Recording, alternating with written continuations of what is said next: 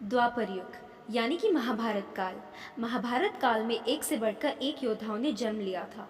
उन्हीं में से एक योद्धा ऐसे भी थे जिन्होंने पूरे के पूरे महाभारत के युद्ध को पलट कर ही रख दिया था। वह थे अभिमन्यु, जिनके बारे में आज हम सब जानते हैं। गांडीवधारी अर्जुन के पुत्र अभिमन्यु में अपार ताकत थी और वह हर एक युद्ध कला में निपुण थे। इसके बावजूद भी वह वीर गति को प्राप्त हो गए। अगर श्री कृष्ण चाहते तो वह अभिमन्यु को बचा सकते थे। फिर श्री कृष्ण ने क्यों नहीं बचाया अभिमन्यु को? क्या इसके पीछे कोई रणनीति थी?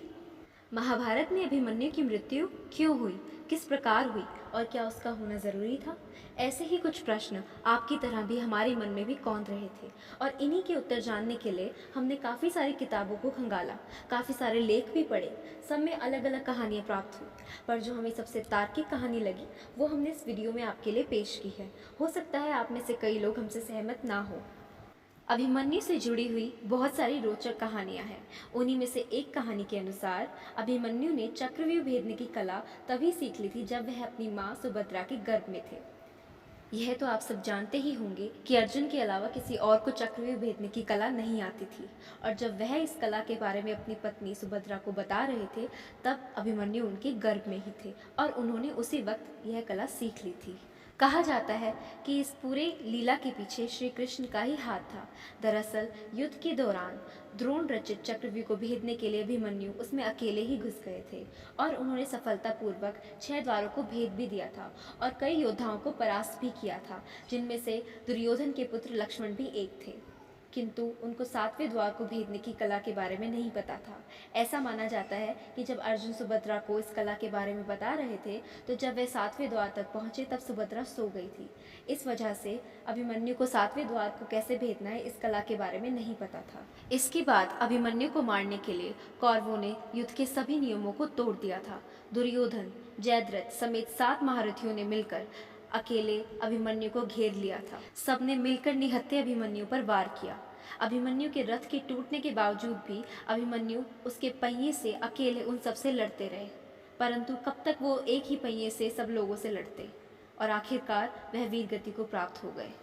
इस मृत्यु के पीछे एक कहानी है।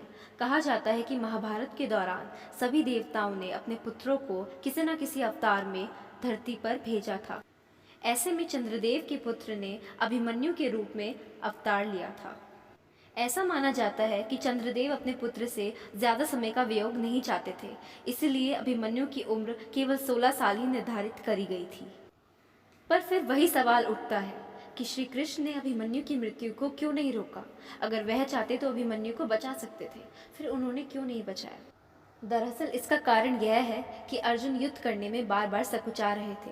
हालांकि युद्ध तो फिर भी चल रहा था, लेकिन अपनों से युद्ध करने में अर्जुन का दिल बार बार विचलित हो रहा था। ऐसे में अभिमन्यु की मृत्यु ने इस पूरे युद्ध को ही पलट दिया, क्योंकि श्री कृष्ण जानते थे कि एक पिता अपने पुत्र के वियोग में कुछ भी कर सकता है, और हुआ भी कुछ ऐसा ही।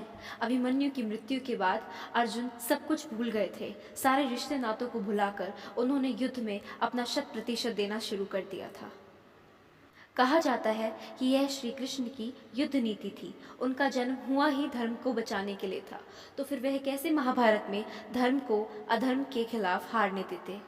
महाभारत की कई सारी किस्से कहानियां तो आपने अक्सर सुनी ही होंगी और टीवी पर देखी भी होंगी। यह प्रसंग भी उन्हीं में से एक था।